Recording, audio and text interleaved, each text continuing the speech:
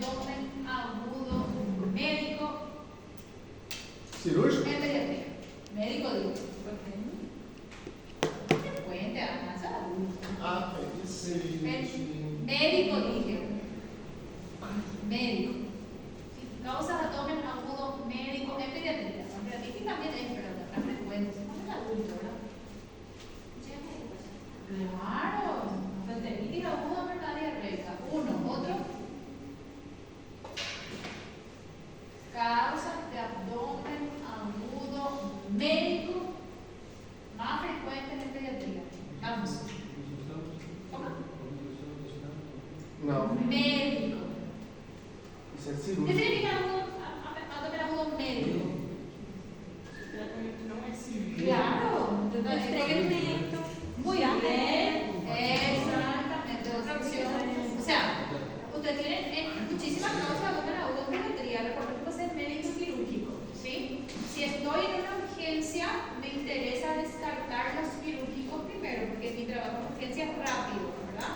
Y ver hasta qué punto eso compromete la vida del paciente y hasta qué punto yo debo intervenir rápido, ¿verdad? Otra causa importante es de abdomen agudo médico. En pediatría.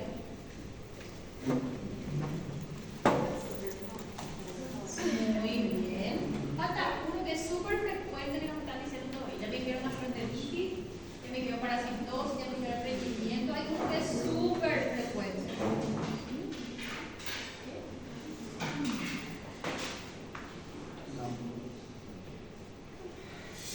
Dá uma dica, tem umidade predominante? No, lo peor de todo que no, que puede ser cualquiera. Hay uno que es respiratorio y uno que es urinario. No es posible. La infección del tracto urinario no da dolor abdominal. Las infecciones del tracto urinario dan dolor abdominal. Infección del tracto urinario, el itus. De hecho, el principal diagnóstico diferencial de la apendicitis son los itus, ¿verdad? Las neumonías pueden dar dolor abdominal en pediatría. Las neumonías dan dolor abdominal. ¿De qué localización fundamental? Muy bien, perfecto. Excelente. Repasen las causas de abdomen agudo médico en pediatría. ¿Sí? Las causas. Porque se supone que ya estamos en un momento donde ya vimos toda esa patología. Parasitosis ya dimos. Y tú ya dimos. Estreñimiento ya dimos. Todo eso ya dimos en algún momento. Entonces, ya el conocimiento hasta todo el campeonato debe ser integrado. ¿Sí? Bien, vamos a hablar ahora de las causas quirúrgicas más frecuentes. ¿Cuáles son los síndromes de abdomen agudo quirúrgico? ¿Cuáles son los síndromes de abdomen agudo quirúrgico? ¿Síndrome qué? Muy bien, después. Bien.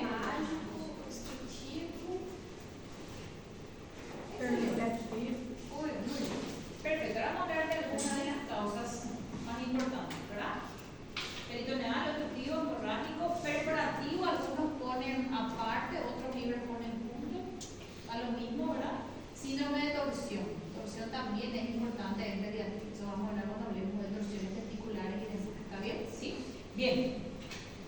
Apendicitis, ustedes saben más de apendicitis que yo, ya lo vieron en adulto, ¿verdad? Sí. Bien. Causa más frecuente de cirugía abdominal. Una de las causas más frecuentes de abdomen agudo quirúrgico en pediatría. Fíjense bien, me doy cuenta que a veces no se concentran en el título de lo que se pregunta. Abdomen agudo médico, abdomen quirúrgico. Estoy pidiendo quirúrgico, estoy preguntando médico. Entonces fíjense un poquito en el título de lo que se está preguntando, ¿sí? Bien.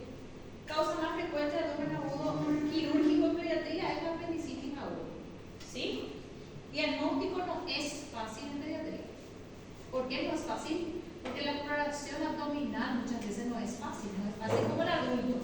El adulto tiene una exploración abdominal mucho más fácil que el niño. El niño es más difícil. ¿Sí? Inflamación aguda del apéndice secal. Hay diferencias anatómicas entre el apéndice de un recién nacido, un lactante y un niño mayor. Bien, el apéndice del recién nacido mide aproximadamente 4 centímetros y en el del adulto alcanza cerca de 10 centímetros. En el niño pequeño tiene una forma de embudo. Embudo sería, a ver, embudo, ¿verdad? Lo que limita la obstrucción. Después de los 2 años asume la forma cónica definitiva del adulto. ¿Qué significa eso? Paciente recién nacido o lactante. Apéndice pequeño en longitud y grueso en diámetro. ¿Sí? A medida que el paciente crece, apéndice se alarga en longitud y se reduce en diámetro. ¿Qué trae eso como consecuencia? ¿Cuál se va a obstruir más fácil?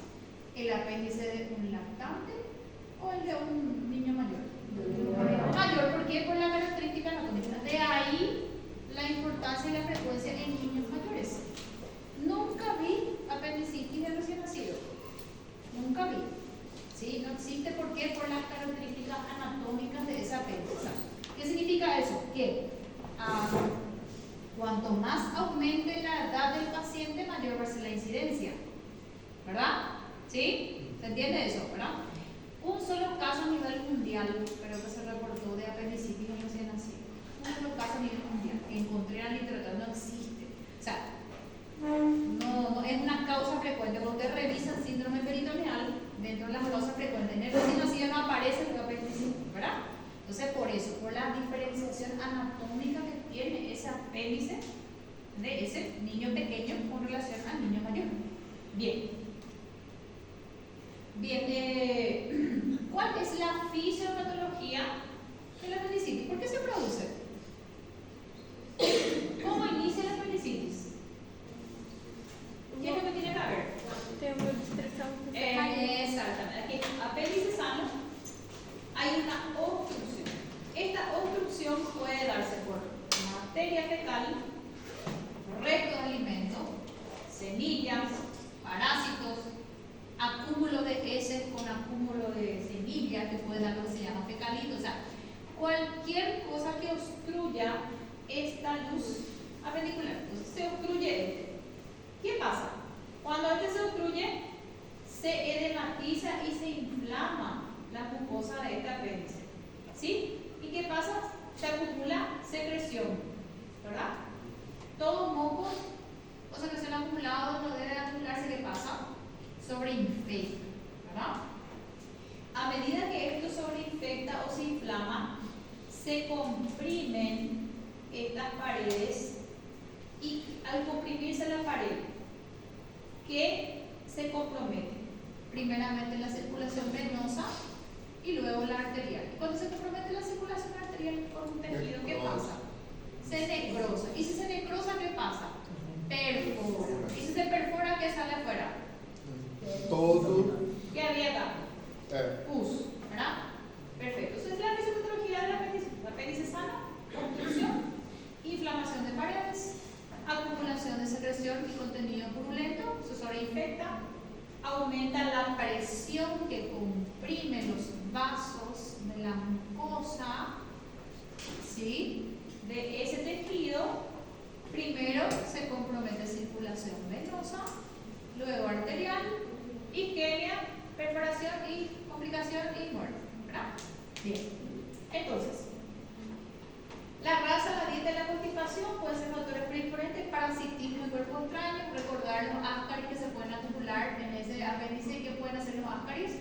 Obstruir esa luz apendicular y formar una apendicitis, ¿verdad? Perfecto. Entonces, la causa más frecuente o el componente fisiopatológico más frecuente de la apendicitis es la obstrucción. ¿Sí? De ahí a que las características anatómicas de la edad influyen en la incidencia. ¿Se entiende? Bien. Bueno, ¿cuál es el cuadro clínico de una apendicitis en el adulto? Eso ya está bien sabido, ¿verdad? ¿Cuál es el cuadro clínico? ¿Cómo se llama eso? ¿Cómo? ¿Cómo se llama eso? La clínica de la apendicitis, la cronología de la clínica de la apendicitis. Cronología de Murphy, tarea de Murphy también, ¿verdad? Dolor abdominal, náuseas, vómitos, fiebre, ¿verdad? ¿Sí? Dolor abdominal que inicia en el epilante, se traslada hacia la derecha y bla, bla, bla, y todas las características de adultos que usted sabe, ¿verdad? Bien, ¿cuál es el cuadro clínico de la edad pediátrica? varía de acuerdo a la edad. Para hacer más difícil nuestra vida siempre pediátrica, ¿verdad? Bien. Para todos, primer síntoma dolor periumbilical, acompañado de náuseas que se irradia en mi abdomen inferior derecho, seguido de vómito y frío. Una neuralgia clásica, ¿verdad? Aparece en el 50% del adulto y mucho menos frecuente en niños. ¿Sí? El diagnóstico de los escolares y adolescentes es más fácil porque es parecido al del adulto. Vamos con ello primero y después vamos a lo que es difícil. Escolares y adolescentes. Niños mayores describen, ya pueden describir el inicio. Doctora, me duele primero acá y ahora me duele acá. Se describe la cronología, describe el dolor, ¿sí? Puede aparecer diarrea, se pueden acompañar, adelante, si hay irritación peritoneal, ¿sí? Puede aparecer lo que se llama dolor a los golpes de tos. ¿Recuerdan lo que les hablé la vez pasada para exploración de síndrome peritoneal? Que el paciente podía tener dolor al saltar cuando presentaba maniobras de Valsalva, que es cuando esa senosa peritoneal se movía y podía aparecer el dolor, ¿verdad? Bien. En la medida que la inflamación avanza, la senosa del peritoneo, al caso del peritoneo, se traslada hacia la fosa ilíaca derecha y produce los síntomas característicos. Bien, hasta aquí, cuadro clínico en escolares y adolescentes idéntico al del adulto, ¿verdad? Y más se favorece en vista que el niño puede expresar los síntomas. ¿Dónde está mi problema? ¿Dónde está mi problema? En las edades menores. Preescolar y lactantes. Vamos a ver qué dice lactantes menores y menores de 2 años. Las características anatómicas del apéndice no favorecen la obstrucción, ¿sí? Así como la dieta y el poco desarrollo del tejido linfático hacen que la incidencia sea baja, ¿sí?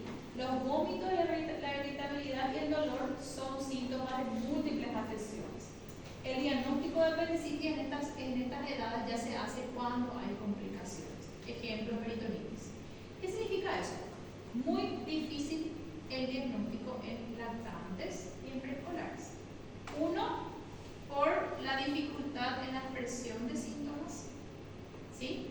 Y otro, en la dificultad del examen físico abdominal. Usted le dice a un niño de 2 años, ¿te duele más cuando yo aprieto o cuando yo suelto? ¿Les parece que el paciente va a entender? Sí. Incluso el niño con dolor abdominal puede estar jugando 3 días sin problema y pasar las horas. No es como el adulto. El adulto, las 12 horas de dolor abdominal con síndrome peritoneal, ya está enterrando su tumba, por así decirlo, porque el adulto es mucho más expresivo en los síntomas. El niño no es expresivo. El niño muchas veces con patología grave puede estar jugando. Entonces, ¿qué pasa ahí? Retrasa el tiempo de la. Entonces, cuando estos pacientes llegan a la consulta, generalmente ya llegan con signos de peritonitis.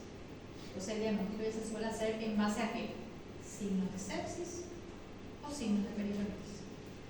¿Sí? Entonces, resumen. Diagnóstico de apendicitis escolares y adolescentes, igual al adulto, puede ser fácil porque pueden expresar y el examen físico puede ser fácil de realizar.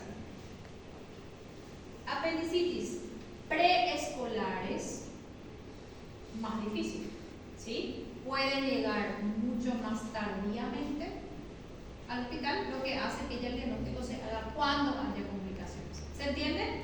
¿Cómo hago el diagnóstico entonces, doctora? Si me está diciendo que es muy difícil, sospechando, llega un paciente con signos de sepsis, tengo que buscar lugares de sepsis. Si es un paciente pequeño, ¿verdad? Entonces el diagnóstico es difícil, tengo que valerme de métodos complementarios. ¿Sí? ¿Se entiende? Bien. Acá hay unas características que trae Nelson, no son así muy didácticas. En realidad, apendicitis de niños no es muy didáctico porque no hay una forma así fácil como el adulto, pero trae algunas ideas que son importantes, ¿sí? Cuando llega un niño con dolor abdominal en la urgencia, generalmente se caracteriza luego porque camina despacio. Un niño que entra caminando despacio en la consulta ya es para llamar la atención. Ya, generalmente ya va hacia un tema alterado, ¿sí? Se inclina hacia adelante. ¿Cómo se llama eso? Posición antálica. El niño con apendicitis en la urgencia, 5 o 6 años, entra así. Entra, así ya. Primero lo camina despacio. El niño de 5 o 6 años para caminar despacio, ya entra así. Llega así, hace esta posición y va cojeando. Entonces ya es una posición antálgica que se suele ver, ¿sí? Já está com a bem adiantada a clínica dele. Puede que sí, Pode muy vir bien, ¿verdad? complica. En la fase inicial el abdomen puede ser plano despresible. Cuando hay distensión abdominal ya puede haber signos de complicación, ¿verdad? La distensión abdominal no es frecuente en la apendicitis, ¿verdad? Y ya puede haber complicación, ¿sí? Palpar el abdomen. Para palpar el abdomen del paciente debe hacerse suavemente, ganar la confianza del niño, iniciar por la zona de menos dolor y luego ir a la de más dolor. Intentar hacer la maniobra de Bloomberg buscando el signo de Bloomberg, ¿verdad? Muchas veces se logra, muchas veces no se logra. ¿Qué puedo hacer para explorar esa irritación peritoneal?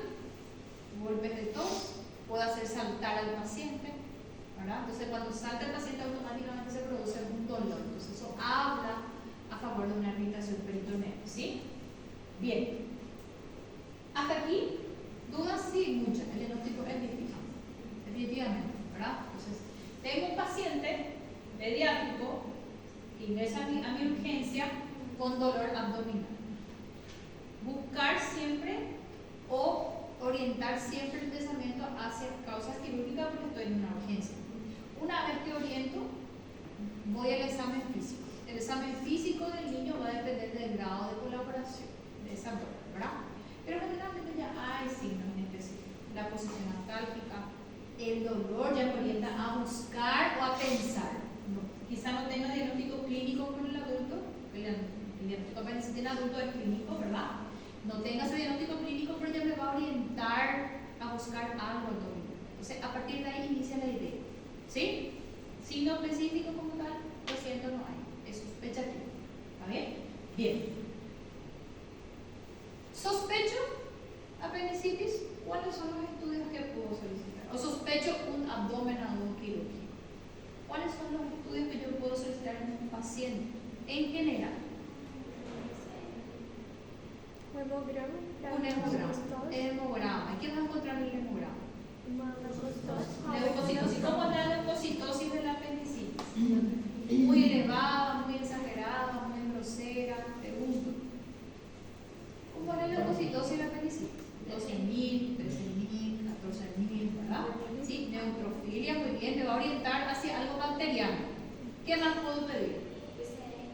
PCR, muy bien, ¿qué más puedo pedir? ¿Me hace el diagnóstico de apendicitis eso? No, me orienta hacia una causa bacteriana. ¿Qué más voy a pedir? ¿Un examen de orina puedo pedir? Claro, descartar, recordar las infecciones urinarias en pediatría pueden producir dolor abdominal.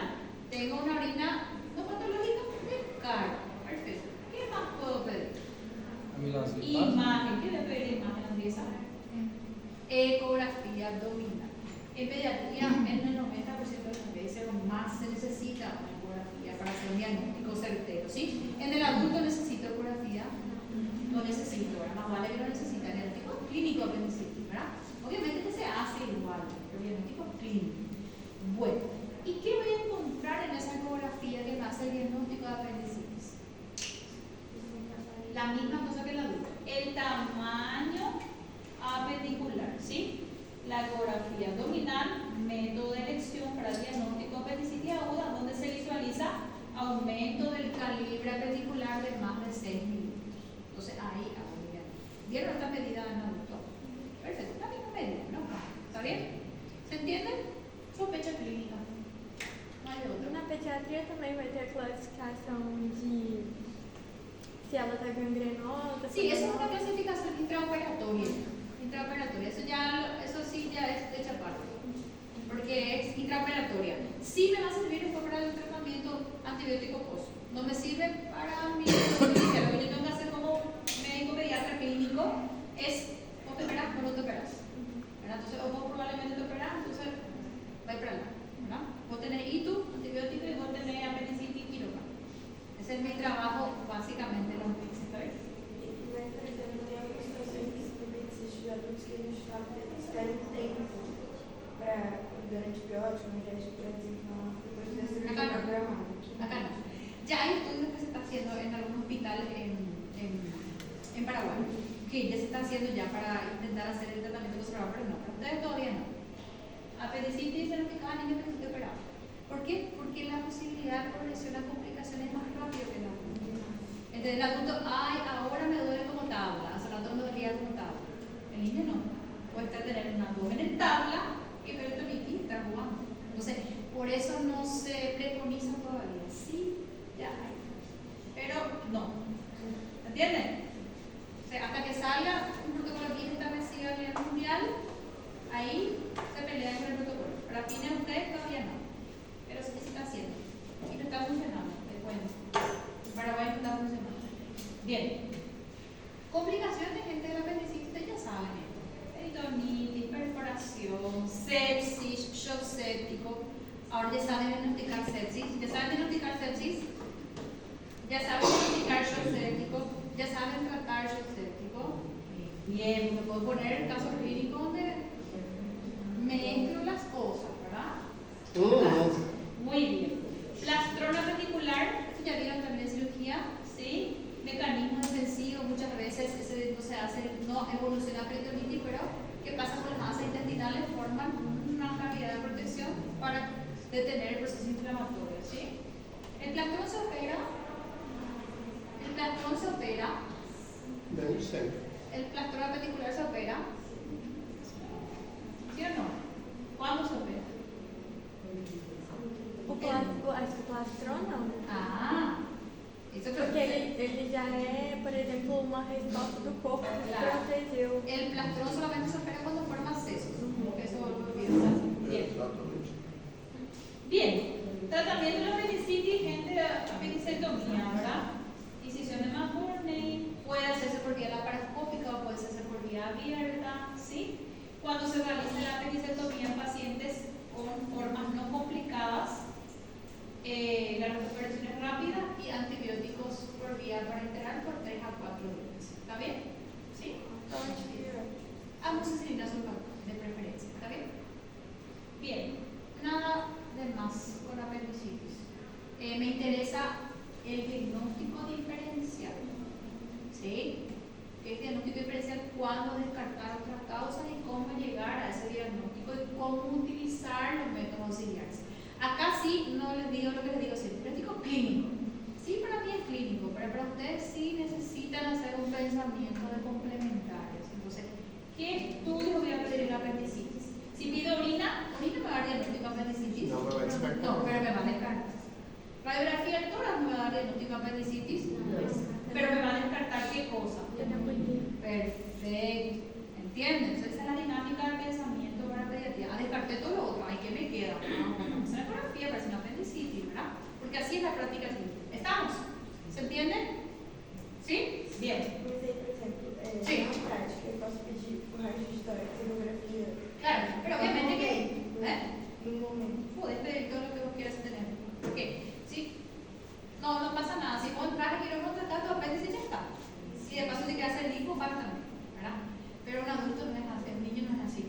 El niño siempre está seguro un diagnóstico para meter al quirófano. Y si vos tenés que hacer tus estudios para llegar a un diagnóstico, bien, obviamente que si vas a ver la radiografía de tórax, tenés que tener una historia respiratoria, una ocultación que te sugiere. Doctora, yo pedí radiografía porque creo que ventila menos y hay hiperpicante en base derecha. ¿Sí? Sí, lo que decís, pero con un pensamiento lógico. ¿Está bien? Bien. Otra patología frecuente es la estenosis congénita del píloro, ¿sí? Obstrucción de la luz del píloro a causa de una hipertrofia de la musculatura pilórica, ¿sí?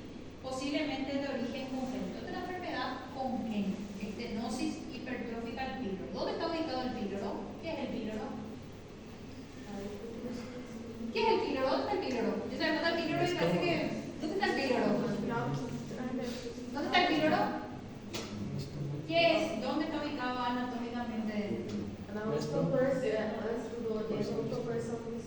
Perfecto, es lo que permite el paso del contenido de un esfínter, le permite el paso del contenido gástrico al duodeno, ¿verdad? Entonces, ¿qué puede pasar? A veces el niño puede nacer con una obstrucción de esa luz pilórica. ¿Y qué va a pasar entonces? ¿El contenido gástrico va a pasar o no va a pasar al duodeno? Se acumula y ahí comienzan los síntomas, ¿sí? Vamos a ver un poquitito en qué caso se puede ver. Esto sería está el estómago, ¿verdad?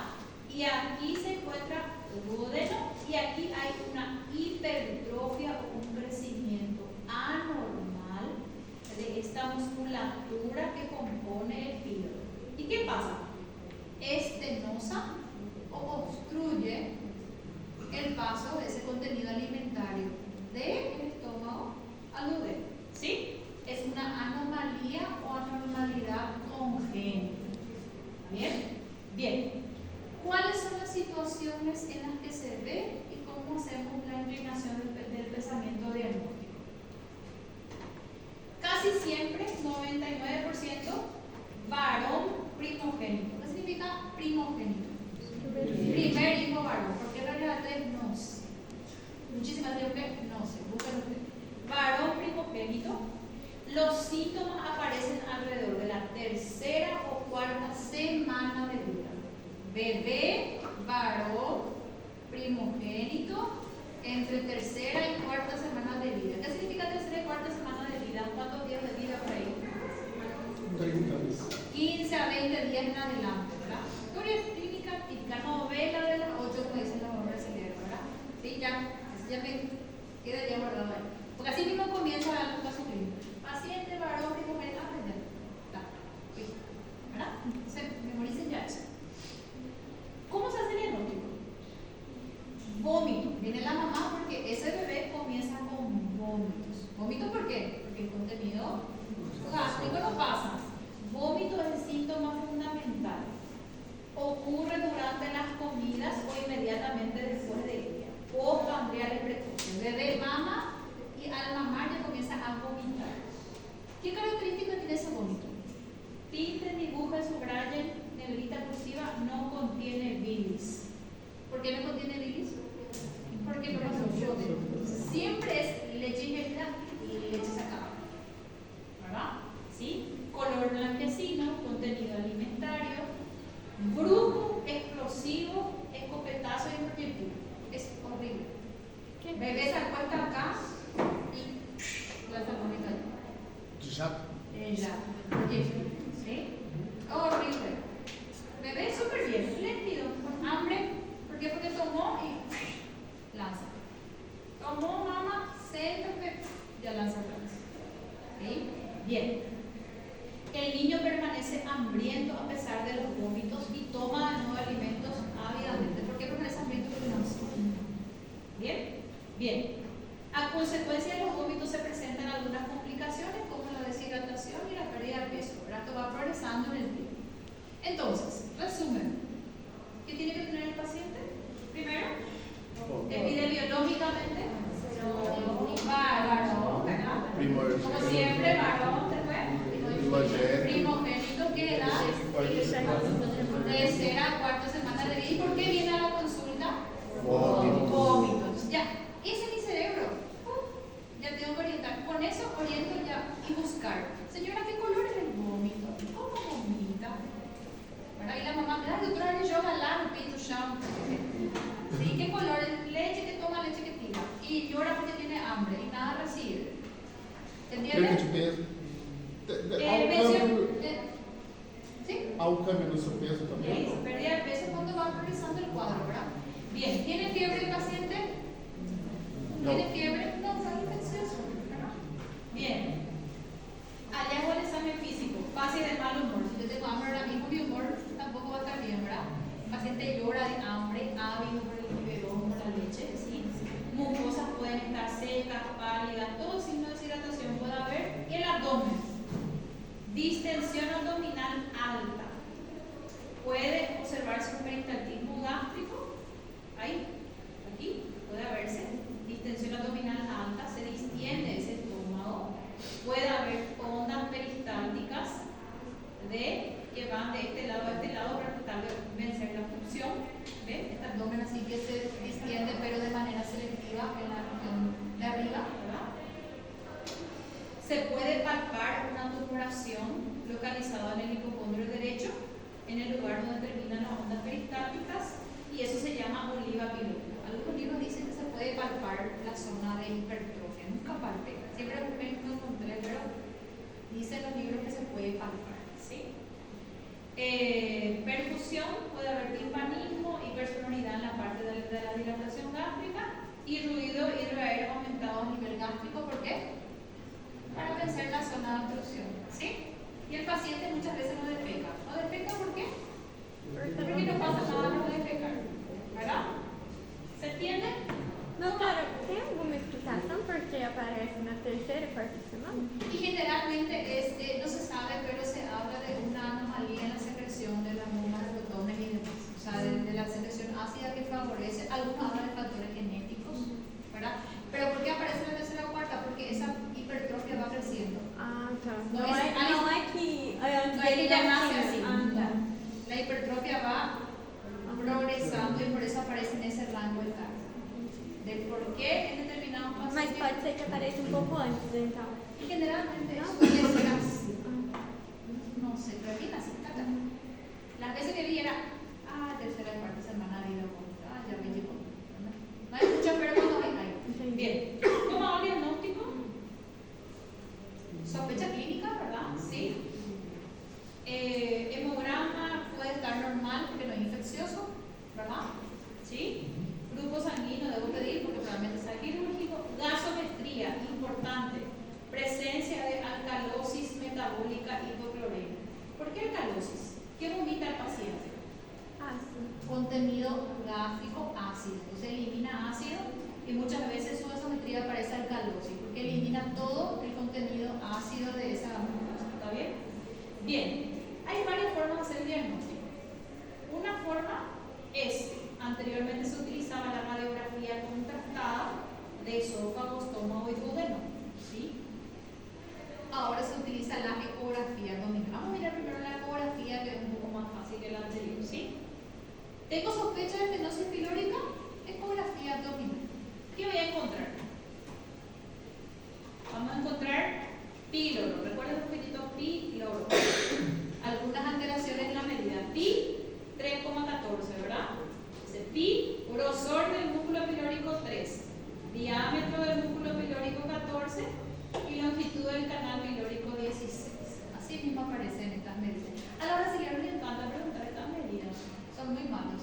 Doutor, como que tipo também faz para diferenciar do refluxo? El reflujo no es vómito, Ah, tá. es reflujo. Este es Vômito. un vómito, la cantidad es diferente, pero es un diagnóstico diferencial. Claro, empiecen en otro, ¿sí? Bien, entonces pido ecografía abdominal con el estándar, donde puedo ver la imagen de la rosca en un corte transversal. Aquí hay una oclusión pilórica. Puedo ver en un corte longitudinal un estrechamiento del canal pilórico. Yo no entiendo esto. ¿Qué hace el imagenólogo? Me pone las medidas para que yo interprete. ¿Sí? Entonces yo sí tengo que saber las medidas. Yo me acuerdo píloro, pi 3,1416, ¿verdad? Entonces, grosor del músculo pilórico tiene que ser normalmente menos de 3. Diámetro del canal pilórico menos de 14 y la longitud del canal pilórico menos de 16. Y en conclusión me pone abajo el imagenólogo signo sugestivo de obstrucción pilórica. Si quiere. Si no quiere, yo tengo que saber interpretar. As medidas. ¿Sí? ¿Me entienden? Sim. Bien, otra opción diagnóstica que ya no se utiliza es la radiografía con contraste, que se da de tomar un contraste. ¿Cómo se hace? Se prepara la leche para el paciente, se pone un poco de bario, que es el contraste, y se le da de tomar al paciente, ¿verdad? Entonces, toma el paciente el bario, se sacan radiografías y se ve esto, se llama signo de la cuerda. ¿Pasa o no pasa la leche? No pasa. Anteriormente se utilizaba muchísimo, pero ahora ya no se hace tanto porque la ecografía es más fácil, ¿verdad? Pero hay lugares que todavía. Aquí se ven ondas peristálticas, ven que este estómago se contrae para tratar de vencer el sitio de obstrucción. ¿Se entiende? Bien, ¿cuáles son las formas de hacer el diagnóstico entonces? Por imagen, ¿verdad? ¿Cuáles son las opciones? Ecografía o radiografía contrastada de esófago, estómago y duodeno. La radiografía contrastada puede ser de cualquier lado. La radiografía contrastada, ¿de qué? ¿Verdad? Sí, bien. ¿Y el tratamiento? Quirúrgico.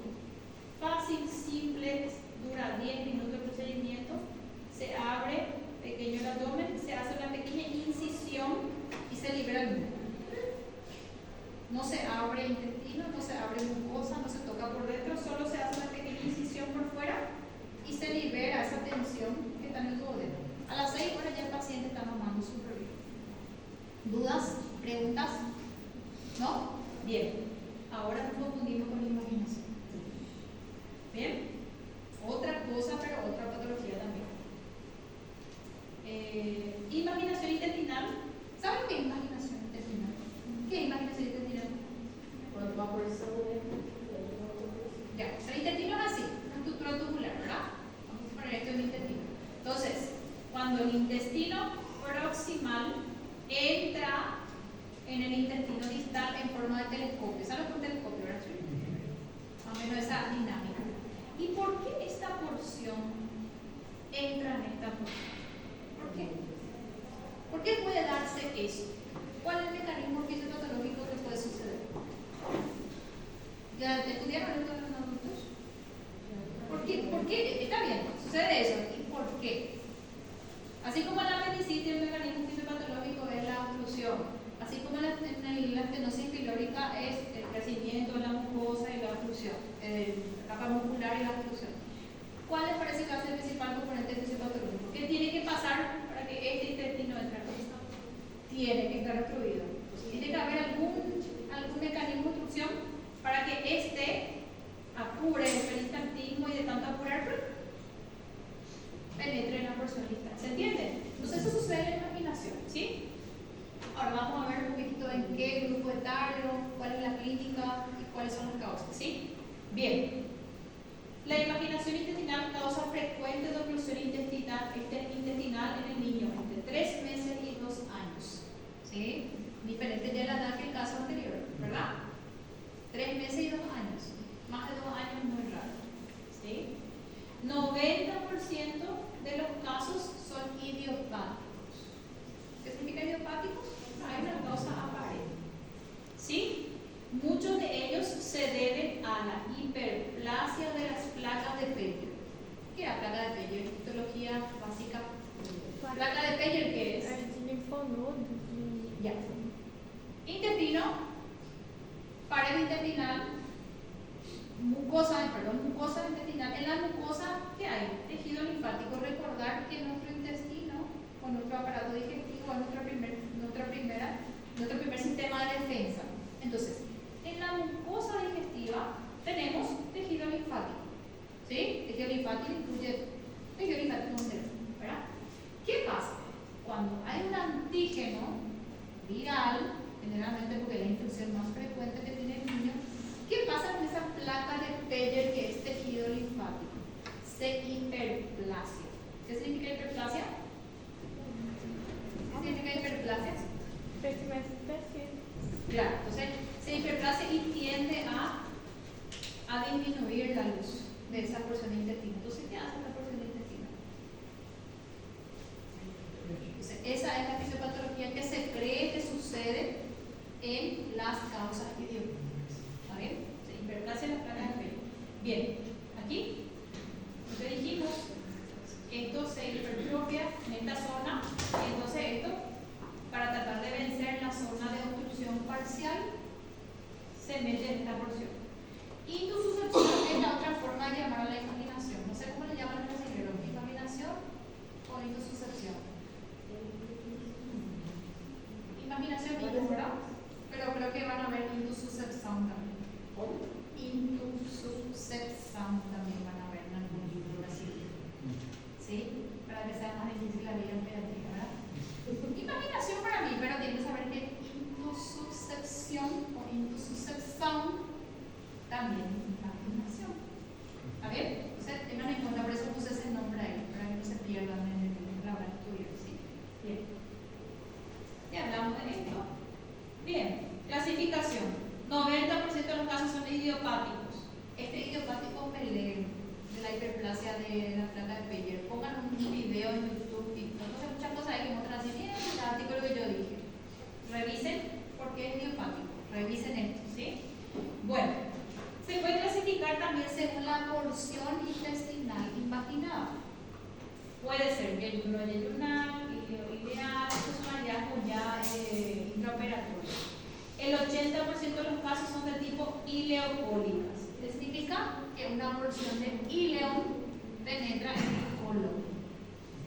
¿Y por qué esa porción justamente? Porque es justamente la porción más estrecha. Ileón, cuando termina el intestino delgado, junta con el colon. Ya de por sí es estrecha. Entonces, imagínense que haya cualquier situación que favorezca esa disminución de esa luz. ¿Qué hace el intestino acá? Penetra porción de ileón dentro del colon. ¿Sí? Entonces, 90% idiopático, 80% ileo dentro del colon. ¿Sí? Aquí. Esto mismo pasa. ¿Ven? La imagen acá. Ileocecal, ileocecocólica, ileocólica, la más frecuente son las ileocólicas. ¿Ven? Esta porción de ileo penetra dentro de la porción colónica. ¿Y qué puede pasar con esto? Se puede necrosar porque es un mecanismo de compresión, ¿verdad? Sí. Bien. ¿Me entienden hasta acá? ¿No estoy hablando chino? Perfecto. ¿Me entienden bien? ¿Todo dudas, preguntas? Vamos bien. Vamos a terminar ya, no tampoco, ¿sí? Manifestaciones clínicas predeterminadas. Si está dentro de las causas del síndrome oclusivo, ¿cuáles son las manifestaciones clínicas que va a tener? Las manifestaciones clínicas del síndrome oclusivo, ¿cuáles son? Vômito, mas aí vai ser com conteúdo biliar. Vómito, distensión. La diferencia de este vómito con el caso anterior, ¿cuál va a ser? A característica tem característica biliar. Este va a tener, incluso este puede tener hasta contenido de qué tipo? Fetaloide, ¿verdad? Perfecto. Vómito. Dolor abdominal, ¿de qué tipo? Cólico, ¿verdad? ¿Distensión abdominal o no hay distensión? Puede haber distensión. Y lo más importante que se detiene, puede haber tensión de heces y gases, ¿verdad? Entonces, esos son los síntomas alrededor de los cuales puede girar. ¿Cuáles son las particularidades de la edad pediátrica? Acuérdense, la edad lactante. Ya mi diagnóstico no va a ser tan fácil, pero no me va a decir lactante, tengo dolor a tipo cólico. Un bebé de 9 meses me va a decir, tengo dolor a tipo cólico. ¿Cómo me va a expresar su cólico? Llora y después calma.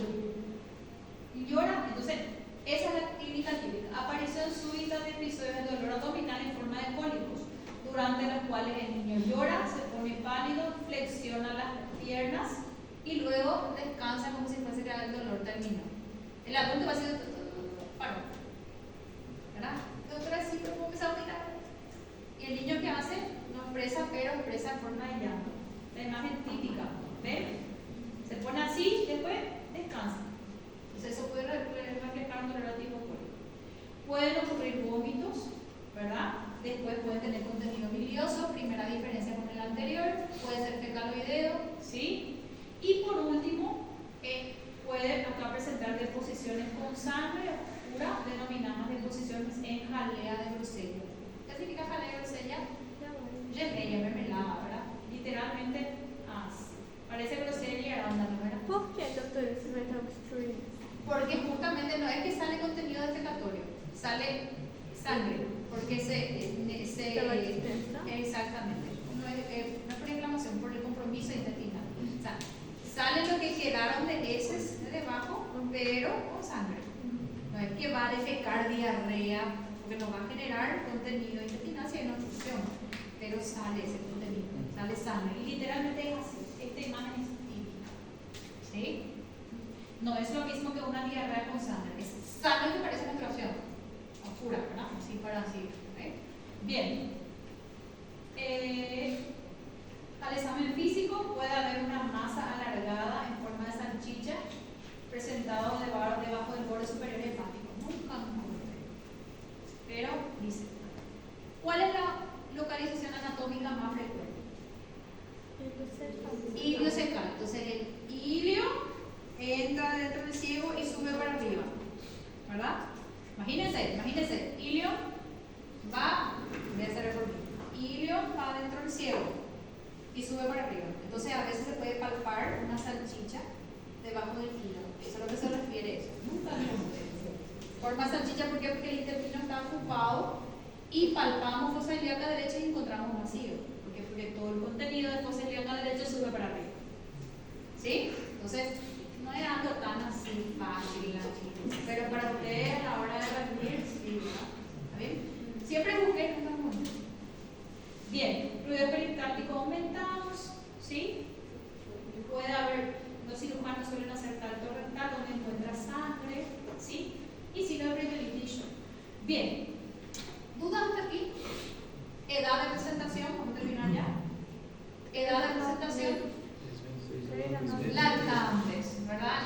constantes entre mayores y menores. ¿Vómitos de qué tipo? Biliar o fecaloide. Puede ser incoloro abdominal antihipocólico que se expresa por una clínica de llanto subjetivo. ¿Fiebre? No. No necesariamente, si ahora sí evoluciona peritonitis shock y está muy avanzado, puede haber, ¿verdad? Bien, ¿qué características tienen las heces? ¿Hay heces o no hay heces? En jalea de grosera. Así mismo aparecen los libros. Tengan en cuenta la edad, los vómitos y las heces. La diferencia. ¿Sí? Porque aparece la misma cronología. Bien, como diagnóstico, estudio por imagen. ¿Verdad? Bien. Tengo varias formas. Vamos a la forma más fácil y estándar, la ecografía. ¿Verdad? ¿Tengo duda o ecografía? Nuevamente, acá tengo 3 cosas que puedo solucionar con la ecografía. Así que si hay duda, aquí sí no le voy a sacar la cabeza si me hacen ecografía o la primera, porque el diagnóstico no es fácil, ¿verdad? ¿O es fácil? No es fácil. Estos casos son muy cantados, pero en la clínica no están cantados. ¿Vamos a necesitar una ecografía? Hago si necesito, ¿verdad? Bien. Vamos a ver un poquitito qué podemos ver en la ecografía. Signo, este es un corte transversal. Parecido al anterior, puedo ver el signo de la diana o el signo de la dona. ¿Sabes lo que es la dona? Donuts. Sí. Y aquí se ve, son imágenes de ecografía que yo le pongo los nombres. En algunos libros aparecen signo de la diana. ¿Sabes lo que es diana? Algo. Eso de se tira. Son signos de la diana. Diana sería en castellano, algo sería en portugués, ¿verdad? Entonces a veces aparece en castellano diana, en portugués algo con B corta, ¿verdad? A-L, B, ¿verdad? Signo de las carapelas, me parece tanto. Signo de la dona, danus. Estos son los diferentes nombres que encontré, que aparecen. Yo conozco más como signo de la dona. Este es un corte longitudinal, dice imagen en pseudo riñón. No sé ustedes si ven un pseudo riñón ahí, pero bueno, está escrito, en fin. Y conclusión, pone abajo el ecografista, signos compatibles con imaginación intestinal de localización ileocecológica. Muy fácil. Otra opción que tengo, así como puedo hacer una ecografía contrastada para el píloro, puedo hacer también una ecografía contrastada acá. Pero ¿cómo se llama acá? Colon por enema convario. No es lo mismo, porque el colon por enema, ¿por dónde voy a introducir? ¿Por arriba o por abajo? Por abajo. Bueno, entonces colon por enema, ¿sí? Se introduce una sonda por el recto, se manda el líquido convario y aparece la siguiente imagen. Yo introduje acá. Acá está la zona del recto, ¿verdad? Introduje y hizo un stop aquí. Eso se llama imagen en muela de cangrejo. ¿Ven? ¿Cómo se llama esto en portugués? ¿Cómo se llama esto en portugués? Bien. Bueno, parece, ¿verdad? ¿Sí o no? Bien. Otra opción, imagen en espiral. Hay un stop del contraste que yo metí por acá y quedó acá. ¿Por qué? Porque está en la zona de las mucosas. ¿Está bien? Esas son las formas de realizar el diagnóstico. Parece lo mismo porque ambos hacen un más diagnóstico por arriba y otro diagnóstico por abajo. Entonces no se confundan a la hora del examen porque le pongo tenosis pilórica y me ponen colon por enema. Va a tener que recorrer muchísimo el vario para llegar hasta arriba para ver si logra hacer un diagnóstico, ¿verdad? No es lo mismo. Entonces tengan en cuenta las diferencias. Esa diferencia hace que ustedes lleven en el examen. Y la vida, ¿verdad? ¿Se entiende? ¿Se entiende? Bien.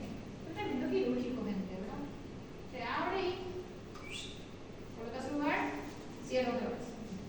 Cuando el cirujano revisa, tiene que revisar si las paredes están cruzadas, ¿verdad? Entonces son técnicas quirúrgicas, pero normalmente se hace una reducción manual, se pone bien y se vuelve a hacer.